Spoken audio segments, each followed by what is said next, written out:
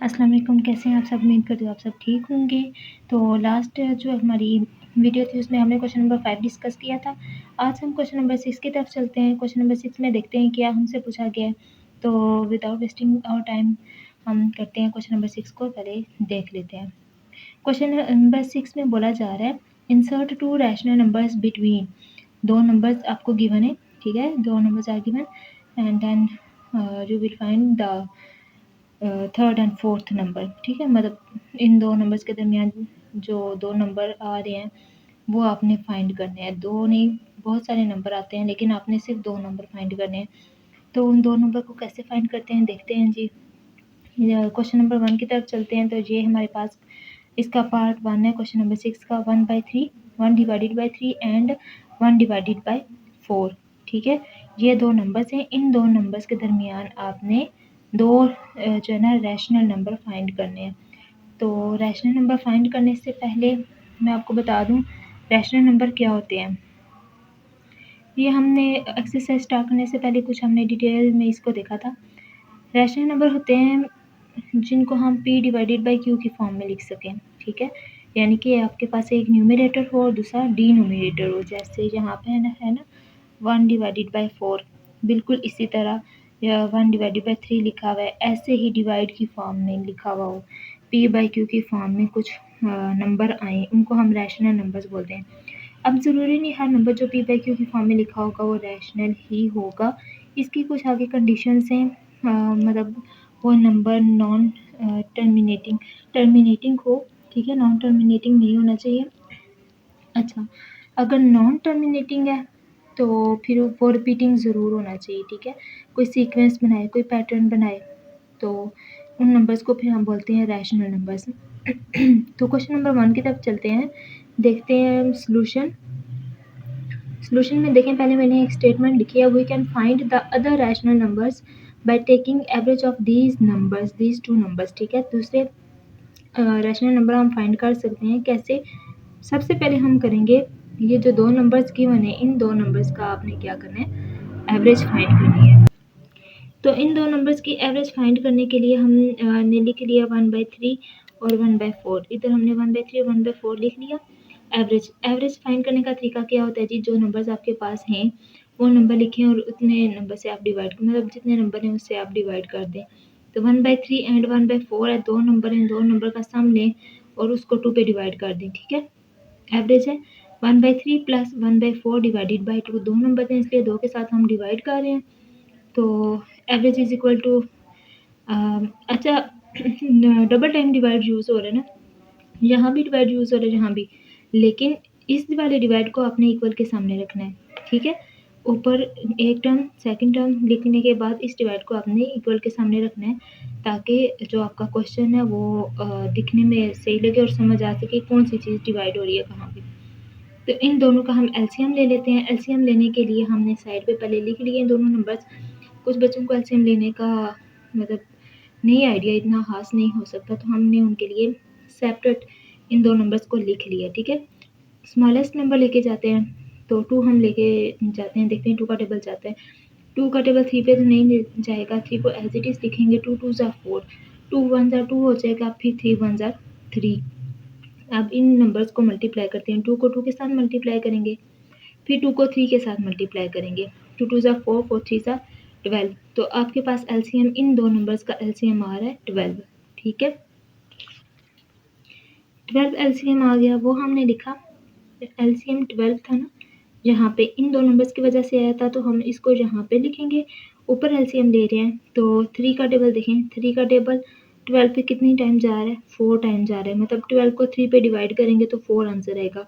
उस 4 को आपने ऊपर 1 के साथ मल्टीप्लाई करना है, तो आपके पास यहाँ पे जो नंबर आएगा वो लिख लेना है, ठीक है? प्लस इसी तरह 4 को आपने 12 पे डिवाइड करना है, मतलब 12 डिवाइडेड बाई 4। तो 12 को हम डिवाइड कर रहे हैं 4 पे, तो आंसर जी हमें देगा 3। 4 3 ज़ा 12। उस 3 को आपने ऊपर 1 से मल्टीप्लाई करना है, तो यहाँ पर आ जाएगा 3। ठीक हो गया? डिवाइड में जो 2 लिखा हुआ था वो हमने ऐसे लिख दिया। अब ये फर्स्ट एवरेज निकाल रहे हैं, तो एवरेज इज इक्वल टू 4 में 3 ऐड करेंगे 7, 7 डिवाइडेड बाई 12। और ये देखें, इसको एज अ होल हम अगर कंसीडर करें तो ये हमारे पास एक न्यूमरेटर है, ठीक है? एज अ होल इसको डिस्कस करें। ये न्यूमिनेटर और 2 हमारे पास डिनोमिनेटर है, तो हमने न्यूमिनेटर अलग कर लिया 7/12 और उस न्यूमिनेटर की जगह हमने लेट किया 1 है, तो मल्टीप्लाई 1/2 हमने सेपरेट लिख लिया। ठीक है, हम इसको इस तरह सेपरेट लिख सकते हैं। तो हमने सेपरेट लिख लिया 1/2। 7 को 1 से मल्टीप्लाई करेंगे 7, 12 को हम 2 से मल्टीप्लाई करेंगे तो 24। तो ये देखिए हमारे पास जो थर्ड नंबर आया 1/3, 7/24 एंड 1/4। एक नंबर हमने फाइंड कर लिया। अब इसी तरह हमने सेकंड नंबर फाइंड करना है। सेकंड एवरेज फाइंड करेंगे तो हमारे पास सेकंड नंबर आ जाएगा। ठीक है, दो नंबर हमने, दो रैशनल नंबर इनके दरमियान फाइंड करने थे, तो हम सेकंड एवरेज लेते हैं। यहाँ पर देखें, पहले तो हमने मतलब 1/3 और 1/4 इन दोनों के दरमियान वाला नंबर लिया था। अब आप पे डिपेंड करता है, आप 1/3 और 7/24 इन दोनों को ले लें या 7/24 और 1/4 इन दोनों को ले लें। इन दोनों में से किसी एक नंबर को साथ रखें और फिर इनकी एवरेज फाइंड कर लें। हमने लिया 1/3 और 7/24, ये दो नंबर्स लिए, दोबारा 2 के साथ डिवाइड किया, एवरेज फाइंड कर रहे हैं दो नंबर्स की। तो एवरेज इज इक्वल टू, इन दोनों का एलसीएम लेंगे तो हमारे पास आ जाएगा 24। ठीक है, एलसीएम इनका 24 आएगा। तो एलसीएम ये देखें, हमने साइड पे एलसीएम भी फाइंड किया है 24। 3 1 ज़ा 3, 3 8 ज़ा 24, 2 4 ज़ा 8, 2 2 ज़ा 4 एंड 2 1 ज़ा 2। ठीक है, तो इनको जब मल्टीप्लाई करेंगे तो आपके पास बन जाएगा 24। तो आपने इनका एलसीएम लिया 24। 3 का टेबल 24 पे 8 टाइम जाता है। ठीक है, 3 को 24 जब डिवाइड करेंगे 3 पे तो हमारे पास आंसर 8 आएगा। तो 8 को हम 1 से मल्टीप्लाई करेंगे 8। 24 का टेबल 24 पे 1 टाइम जाता है, डिवाइड करेंगे 1 आएगा। 1 को 7 से मल्टीप्लाई करेंगे तो 7 डिवाइडेड बाई 2 है, इसको 2 ऐसे ही लिखेंगे। फिर एंड देन हमने करना है, इन दोनों को ऐड करना है तो 15/24 बन जाएगा। जैसे हमने ऊपर 1/2 को सेपरेट लिखा था, इसी तरह हम यहाँ पे भी मल्टीप्लाई 1/2 सेपरेट लिख लेंगे। लिखने के बाद 15 को 1 से मल्टीप्लाई करेंगे 15 एंड 24 को 2 से मल्टीप्लाई करेंगे तो 48 आ जाएगा। तो हमने दरमियान वाले जो दो नंबर फाइंड किए हैं वो हमारे पास आ जाता है 7/24, 15/48। ये दो रैशनल नंबर हैं जो हमने फाइंड कर लिए। सेकंड पार्ट है इसका 3 एंड 4। ठीक है, 3 एंड 4 इन दोनों का आपने दो नंबर से, इन दोनों के दरमियान कौन से दो नंबर पाए जाते हैं वो आपने फाइंड करने हैं। देखिए, नंबर लाइन का जब कॉन्सेप्ट मैंने आपको समझाया था तो मैंने आपको बताया था कि नंबर लाइन में जो नंबर्स हम लिखते हैं, मेंशन करते हैं, तो उन नंबर्स के दरमियान बाकी काफ़ी नंबर्स मौजूद होते हैं। जिस तरह 1 2 और 3 नंबर है तो उनके दरमियान काफ़ी सारे नंबर्स दूसरे मौजूद होते हैं जो हम मेंशन नहीं करते। ठीक है, अब यहाँ पे 3 और 4 के दरमियान भी बहुत सारे नंबर्स मौजूद हैं। हम एवरेज के ज़रिए दरमियान वाले दो नंबर फाइंड करते हैं।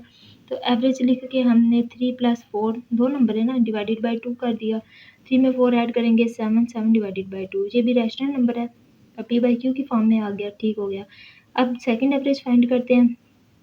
तो सेकंड एवरेज हम 3 और 7/2 के दरमियान में फाइंड कर लेते हैं। पहले लिखेंगे 3 + 7/2। ठीक है, अब 3 के डिवाइड में कुछ भी नहीं लिखा हुआ तो हम लेट कर लेंगे 1 है। हमने काफ़ी मतलब शुरू से ये चीज़ देखते आ रहे हैं कि जब कोई नंबर हम लिखते हैं, सिंपल कोई नंबर लिखा होता है जैसे 3 4 5 या कोई भी नंबर आप लिख लें, तो उसके डिवाइड में अगर कुछ भी नहीं है तो हम लेट कर लेते हैं। हम खुद से लिखते हैं कि वहाँ पे 1 मौजूद है। जब कोई नंबर सिंपल ऐसे लिखा होता है तो इसका मतलब होता है कि उस नंबर के डिवाइड में 1 है। ठीक है, 1 से कोई फ़र्क नहीं पड़ता क्वेश्चन पे, लिखें या ना लिखें कोई फ़र्क नहीं पड़ता। तो हम यहाँ पे मेंशन कर रहे हैं 3 डिवाइडेड बाई 1 है, डिवाइडेड बाई 2। ठीक है, इन दोनों का एलसीएम लेंगे 2 आएगा। 1 का टेबल 2 पे 2 टाइम जाता है। 3 को हम 2 से मल्टीप्लाई करेंगे तो 6 आ जाएगा। इसी तरह 2 का टेबल 2 पे 1 टाइम जाता है। 7 को 1 से मल्टीप्लाई करेंगे 7 आ जाएगा। ये वाला 2 डिवाइड में है तो इसको हम ऐसे ही डिवाइड में लिखेंगे। अब एवरेज है, 6 में 7 ऐड करेंगे तो हमारे पास 13 आ जाएगा। ये वाला 2 इधर लिखेंगे। ये जो 2 डिवाइड हो रहा है इसको हम साइड पे लिख लेंगे 1 डिवाइडेड बाई 2। ठीक है, 13 को 1 से मल्टीप्लाई करेंगे 13, 2 को 2 से मल्टीप्लाई करेंगे तो 4 आ जाएगा। तो जो दो नंबर हमने फाइंड किए हैं वो है 7/2 एंड 13 डिवाइडेड बाई 4। ठीक हो गया। इसी तरह हमारे पास थर्ड जो पार्ट आ जाता है वो है 3/5 एंड 4 डिवाइडेड बाई 5। इन दोनों की एवरेज फाइंड करनी है तो हम लिख लेते हैं 3 divided by 5 + 4 divided by 5 divided by 2। इन दोनों का एलसीएम लेंगे तो 5 सेम है, इसलिए हम एक मरतबा लिखेंगे, ठीक है। इनका एलसीएम 5 ही आता है।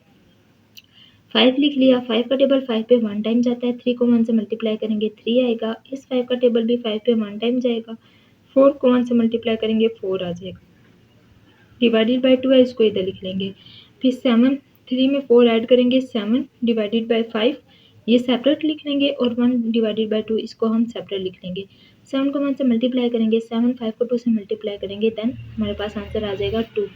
इसी तरह सेकंड एवरेज हम फाइंड करते हैं, तो 3/5 प्लस 7 डिवाइडेड बाय 10। ये आपके पास हमने एक ये वाला नंबर ले लिया और एक फर्स्ट नंबर ले लिया 3/5। इन दोनों की एवरेज फाइंड कर लेते हैं। तो 5 और 10 की एवरेज आप एलसीएम लेंगे तो 10 आएगा। 5 का टेबल 10 पे 2 टाइम जाता है, इसलिए 3 को 2 से मल्टीप्लाई करेंगे 6। 10 का टेबल 10 पे 1 टाइम जाता है, 7 को 1 से मल्टीप्लाई करेंगे 7 आ जाएगा। और डिवाइड में जो 2 लिखा हुआ है उसको हम ऐसे ही लिखा रहने देंगे। 6 और 7 को हम ऐड करेंगे तो ये आपके पास 13 डिवाइडेड बाय 10, इसको सेपरेट लिख लेंगे, और 1/2 जो लिखा हुआ है उसको हम सेपरेट लिख लेंगे। 13 को 1 से मल्टीप्लाई करेंगे 13, एंड देन 10 को आप 2 से मल्टीप्लाई करेंगे तो 20 आ जाएगा। तो जो दो नंबर आपने फाइंड किए हैं रैशनल नंबर हैं, वो है 13 डिवाइडेड बाय 20 और 7 डिवाइडेड बाय 10। ये दो नंबर आपने जो है ना वो फाइंड किए हैं, ठीक हो गया। तो कभी भी आपने रैशनल नंबर फाइंड करने हैं दो नंबर्स के दरमियान, तो आप सिंपली उनकी एवरेज निकालें, दो नंबर्स की एवरेज फाइंड करें, एक आपको रैशनल नंबर मिल जाएगा। तो फिर उस रैशनल नंबर के फर्स्ट नंबर के साथ या सेकंड नंबर के साथ आप एवरेज फाइंड करेंगे तो आपके पास सेकंड रैशनल नंबर आ जाएगा। होप सो को आपको ये एक्सरसाइज अच्छे तरीके से समझ आ चुकी होगी। ये क्वेश्चन नंबर 6 भी अच्छे से समझ आ चुका होगा। अगर नहीं समझ आया तो आप कमेंट सेक्शन में पूछ सकते हैं, आपको प्रॉपर गाइड किया जाएगा। एंड ये हमारी एक्सरसाइज अल्हम्दुलिल्लाह कंप्लीट हो चुकी है। नेक्स्ट वीडियो में इंशाल्लाह हम नेक्स्ट एक्सरसाइज स्टार्ट करेंगे। तब तक के लिए अल्लाह हाफिज़, और हमारे चैनल सब्सक्राइब करते रहें, लाइक करते रहें और शेयर करते रहें। Thank you.